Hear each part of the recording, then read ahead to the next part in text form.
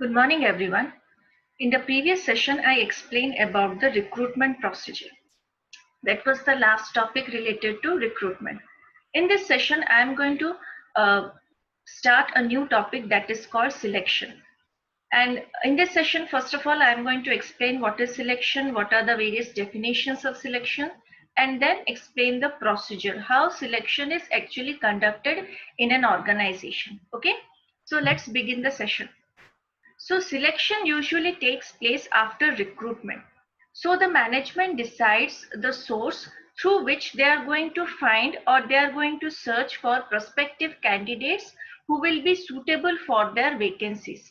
So after selecting the proper source of recruitment, the next function is the selection, where the management decides which person which person has the required talent and capabilities for a particular job. Okay, selection is a function in which the right person, the right candidate is selected at the right time.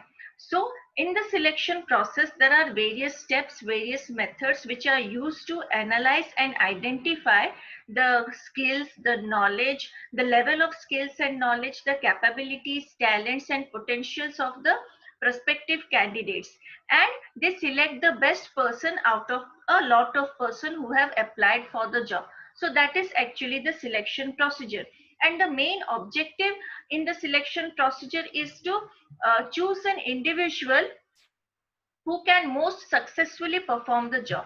So for example, if there is a vacancy, a lot of people are going to apply for the job, a number of people are going to apply for the job. In the recruitment process, the people who does not fit into the criteria of the organization, those applications will be rejected, and the other set of applications which are selected will move to the selection procedure. In the selection procedure, the management is going to select the person who has the talent and capability for performing the job better than the rest of the people.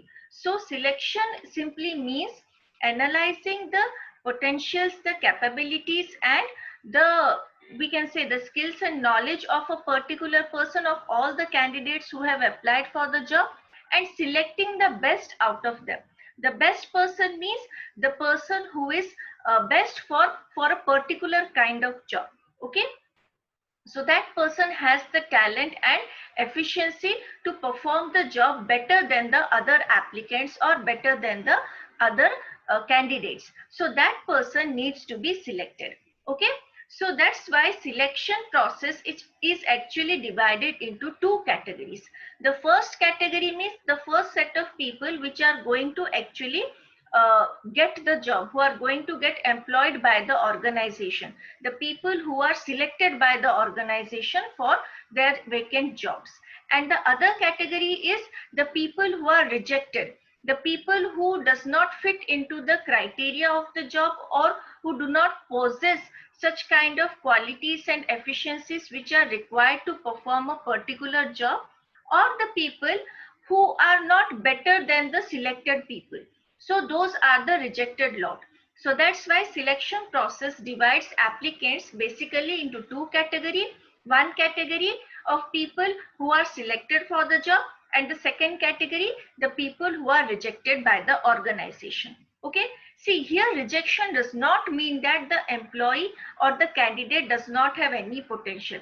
It simply means that the rejected candidate is not the best for that particular job for which he or she has applied. So that is the basic meaning of rejection.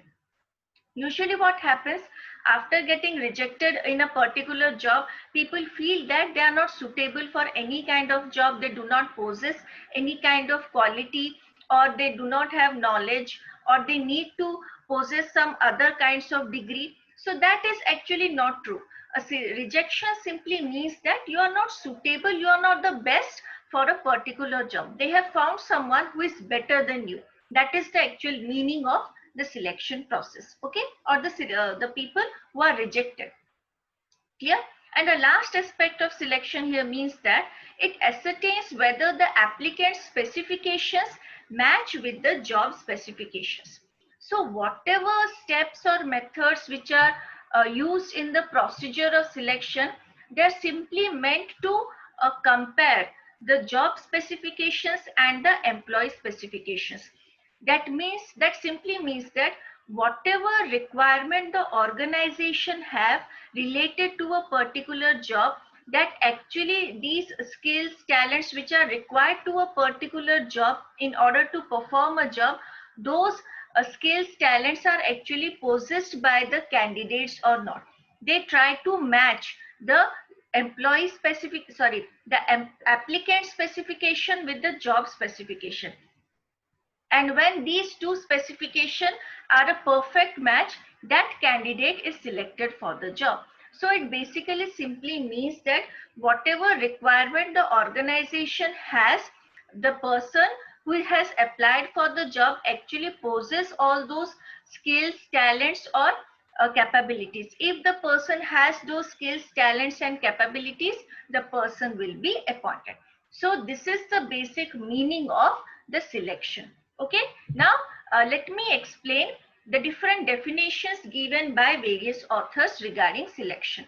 So the first definition which I am going to explain is the definition given by Thomas Stone.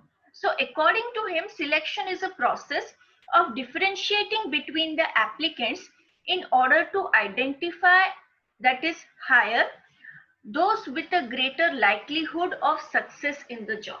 So here Thomas Stone has described selection as a process of differentiating between the candidates, the applicants.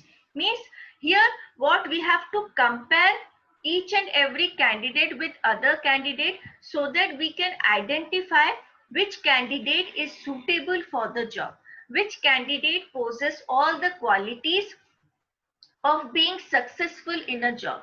So, for example, there are 5 candidates, and all those candidates possess some qualities which will make them suitable for a particular job. Now, here they have to find out of the 5 candidates, which person has the better or we can say which person has greater likelihood of being successful in a job. So out of the 5 person, which person can handle the job in a better way, in the most efficient way? That is the actual meaning of selection from the point of view of Thomas Stone. So here we are going to find out the perfect candidate for the job, who has the capability of being successful in a job better than the rest of the candidates. So that is the selection, the meaning of selection from the according to Thomas Stone. Okay, the second definition which I am going to explain is given by Dale Yoder. Okay, so according to him, selection is a process in which candidates are actually divided into 2 classes for the purpose of employment, those who are to be offered employment and those who are not. So like I said, candidates are divided into 2 categories. Here Dale Yoder has mentioned that in his definition, that in the selection process, the candidates are actually divided into 2 classes. First class or first category is a group of people who are offered employment. That means who are selected for the job. And the other category is who are rejected, who are not offered any kind of job. So that is the definition given by Dale Yoder. It's simply the comparison between the employees,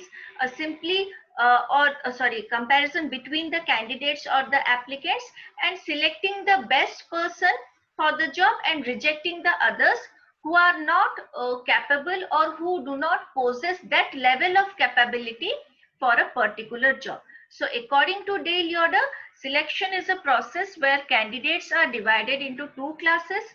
First category involves those people who are offered a job, who are to be offered employment by the management, and the other category who are not offered any kind of job. So category of selected people and category of rejected people. These are the 2 categories in which all the applicants are divided. Okay. Now let me explain another definition given by Terry. So according to him, selection involves a series of steps by which candidates are screened for choosing the most suitable person for or suitable persons for vacant jobs in an organization. So here Terry has actually mentioned the procedure of selection in his definition, that selection involves a series of steps. Now, in these steps, they are going to screen the candidates. They are going to they are going to identify the candidates' actual potentials, actual capability. Now, at present scenario, they also try to understand the personality and attitude of the candidates. And after screening all the candidates, all the applicants who have applied for the job, they select the best person for the vacant jobs. Okay, so for example, 30 or 40 people have applied for the job. They will go through various of procedures, various of steps in the selection procedure, whether it is going to be different types of test or different types of interview, like panel interview, final interview, core interview. They need to go through various steps to prove their capability regarding the job. So whoever person, whoever people who are whoever proves their capability and potential and proves it to the management that that person is best for a particular job, that person is actually selected. So here, according to Terry, selection involves a number of steps through which they analyze and screen the candidates so that they can select the best out of the people who have applied for the job. Okay, so these are the three important definitions given by the different authors. Okay, now I am going to explain the selection procedure. This is the most important part of the selection topic. So so in the selection process there are various number of steps. So basically selection does not have a standard procedure because the selection procedure actually depends upon the type of organization, the size of the organization. It also involves the what kind of organization structure they have. So actually each and every organization select the methods according to their requirement. Okay, so that's why there is no standard selection process. And the second point here says that there are many different methods available and companies may follow any one possible combination of the method. Okay, so there is no some kind of strict procedure, strict rules and regulation regarding that this procedure needs to be followed by every organization. There are various number of methods available in the selection procedure, and organization and companies choose according to the requirement, choose according to the vacant job. See, if they are selecting for the job of a supervisor, they may select different kind of methods of selection. If they are finding a person for a job related at the management level, definitely the selection process will be different. So basically the steps which are part of a selection procedure depends upon the type of job for which they are searching for a right candidate. Okay, and it also depends upon the size of the organization. If an organization is not that big, they cannot invest too much of time and money in the selection procedure. Their procedure will be very short. If there is a huge organization, a multinational company, their process will be selection process will be more and more complicated. It may have many steps in order to find the right candidate, because they are offering a good amount of salary, they are offering various benefits. So they, according to them, they need to find the best candidate, and in order to find that candidate, they can involve as many steps as they want to involve. So basically the steps, the number of steps, the methods used in the selection depends upon the organization and how they create their own selection procedure. So the third point here says that it is not a single act, it is a series of methods or stages by which different types of information can be secured. So basically what is the process, what is the basic objective of a selection process? To gather information from the candidates who have applied for the job. Now, what kind of information? Different types of information are required, like their personal background, their previous, the information related to the previous jobs done by a particular candidate, the level of knowledge, how many degrees or what kind of certificates he or she has, which proves that this person has obtained this kind of education from that particular university, what is the credibility of the university. So there are various types of information which an organization needs to gather from the candidates. To what extent the person is able to handle stress, how a person reacts under stress, how a person reacts under a different situation in a group discussion where other people are not letting him or her to speak about his opinion or her opinion. So these are the various kinds of information which are gathered by the organization by using various methods of selection.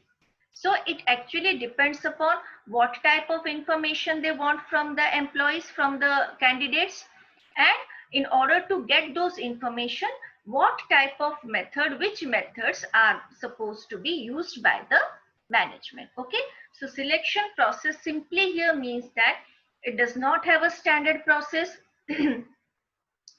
Organizations organization create a selection process based on their requirement, on their size, nature of the business, and for the type of job which is for which they are searching for a suitable candidate.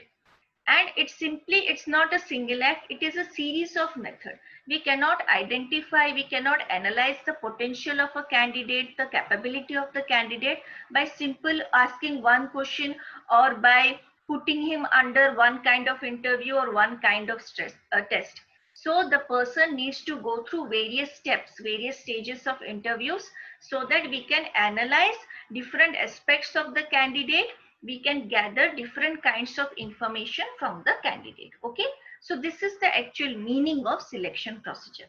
Now I am going to explain what are the various steps involved in the selection procedure. Now there are around 12 steps which I have mentioned here. Now it is up to the organization to how many number of steps they want to have in their selection process. Now here you can see job analysis and recruitment. Now you will say that recruitment is a completely different topic, how it is one of the step of selection process. See, these two things are the basic foundation of selection. So without these two steps, other selection process cannot even start. So I have included these 2 points because they create a foundation for selection. They create a strong basis for selection. So that's why I have included these 2 steps. These 2 steps needed to be performed before starting the selection procedure. Okay. So that's why I have included these 2 steps. Clear? So as you all can see, there are 12 steps in the selection procedure. First is job analysis, recruitment, which create a basis for selection. And after conducting job analysis and recruitment, uh, there are different steps of selection. That is application form, which is also known as application blank, then written examination, preliminary interview, group discussion, various types of test. Now test and interview, there is a separate category of various types of test and various types of interview, which I am going to explain in my other sessions, in my upcoming sessions, that what is test, what are the various types of test. In the same way, I am going to explain what is interview and what are the various types of interview which can be used in a selection procedure. Okay. So in this steps of selection process, I'll just give a brief explanation about test and interviews. Okay. Then medical examination in various types of job, the physical examination of the candidates are very much required. The physical fitness is very much required. So in some kind of organization, depending upon the job, medical examinations also take place. Then reference, what kind of reference the candidates have from the previous job or previous educational institutions. Then the decision, the final decision taken by the line manager, and at last they get an offer from the management regarding the job, that they have been selected for the job, they are given the offer letter and the different various terms and conditions of the job. Okay, so this is the, we can say, the basic procedure of selection, and organizations select the steps according to their own requirement. Okay, so the first point, like I said, the two important points which are very much required to create a selection procedure, that is job analysis and recruitment. So what is job analysis? First of all, it is the basis of a selection procedure. Every organization need to understand the job properly so that they can find suitable candidate for it. So first of all, they need to understand what is the position of the job in the organization, what are the activities, tasks and duties which are to be performed under a job, what kind of qualifications, skills and knowledges are required for doing a job. So these things must be identified so that according to these things a particular candidate will be selected. What kind of qualities a candidate must have in order to fulfill the requirement of the job. So in order to understand what kind of applicant they are actually searching for, they need to have thorough knowledge regarding the job. What type of job it is it what type of different duties are to be performed, what kind of qualities are required to perform a job, what kind of qualities and candidate must possess in order to do a job efficiently and properly. So that's why it becomes the starting point of selection. So without proper job analysis, without proper information about the job, an organization cannot even conduct a selection process. And even if they do, they will keep on selecting the wrong person for the job. See, the basic objective of selection is selecting the right kind of person for a job. And if this job analysis is not conducted properly, they will not have, they won't have any kind of knowledge regarding the person who will be suitable for the job. So they will keep on selecting wrong person for a particular job. Okay, then comes recruitment. As I have already explained in my previous session what is recruitment, it also forms a basis for the selection process of selection. So this is actually very much important for selection procedure, because before conducting the selection procedure, an organization and the management needs to select what kind of source they are using for selection. So if they have decided to go for internal sources of recruitment, then the selection procedure would be different. They don't need to collect the background information and other formalities.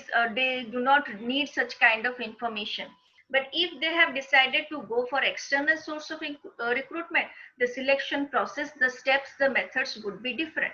So recruitment creates a basic foundation for selection, for deciding what kind of steps are to be mentioned in the selection procedure, what kind of sequence of these steps, everything is based upon the source of recruitment.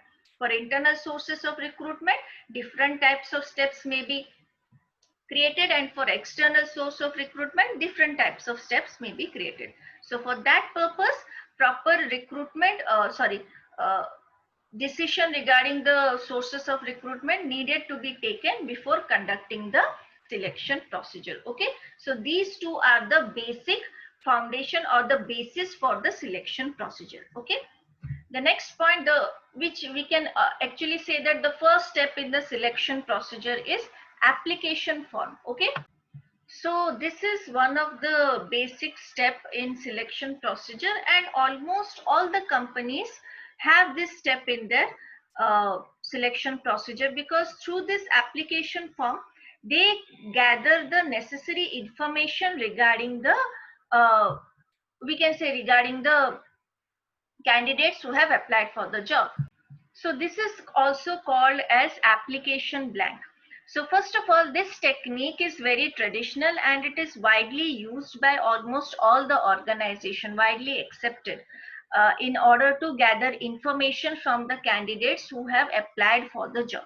So that is the basic motive of application form. There are various types of questions, there are various types of points which the candidates need to fill up those questions in order to provide necessary information asked by the organization. Now, these questions, the size of the application form, the different points of the application form is decided by the organization depending upon its size of business, the nature of business, what kind of information they would like to collect from the candidates. So according to their requirement, they create an application form. Now this, for some organization, the application forms are very brief. There are only few points, there are only few questions, few criteria and categories, but some organization create a very long application form including various questions, various points, very detailed manner they create an application form. And how they create it actually depends upon the organization, depends upon also the type of job for which they are searching for the right candidate. Okay, so basically there are certain type of information which are gathered through application form. Those are personal background information, educational attainments. These are the two categories uh, of the information which are required by the organization. Okay, so the personal background information simply asks for information like the name, the address, the citizenship of a particular candidate who have applied for the job, and other things like gender, marital status. What is the personal information regarding some? They can also ask for some kind of identity proof or anything. So this is the background check. This is the way of checking the background of the candidates who have applied for the job. Okay, the second category is educational attainment. Means if you're telling that you have attained education, such kind of degree from such kind of uh, institution, you need to prove it through by showing your original certificates or even submitting a photocopy of your certificate. So these are the things, these educational attainments which you claim that you have, you need to prove it through one by showing the original or by giving the photocopy. So they also try to collect the information regarding the education of the candidates. Okay, so here educational attainment simply means the number of schools in which you have studied, the colleges you have studied, the university, for what is the duration of your education, whether you have taken any kind of other educational training from any kind of special courses you have done, what are the major and minor subjects, for how long you have been studying in a particular subject, what is the duration, like I said, any kind of special degree or any kind of part-time kind of education just for 6 months or 1 year. So whatever education qualification you are claiming to have, you need to show it by mentioning the school, colleges and universities in which you have attained any kind of degree and what kind of subject, when what kind of subject you have attained any degree. So that you need to mention. And in educational attainment also there are around various types of information which are collected. First of all, work experience. Work experience here mean whether either you have worked in any organization before applying in this for the job, whether if you have any kind of previous work experience and for how long you have worked, in what position you have worked, that you need to mention in your in the application form. Okay, so see, this work experience, salary, they are not actually part of educational attainment. These are different types of information which are gathered from the application form. So work experience simply means that how in how many organizations you have actually worked before, what kind of job experience you have, whether part-time or full-time, in what organization, for how long you have, that you need to mention, and what was your designation, in what position you have worked, that you have to mention in the application form. Okay, what was the nature of the job, what was the designation of the job, what was the reason behind leaving the job, about the past employer. So everything needs to be mentioned in the work experience category. Then the salary. Salary here means that what amount of salary you used to get in your previous jobs. That also needed to be mentioned.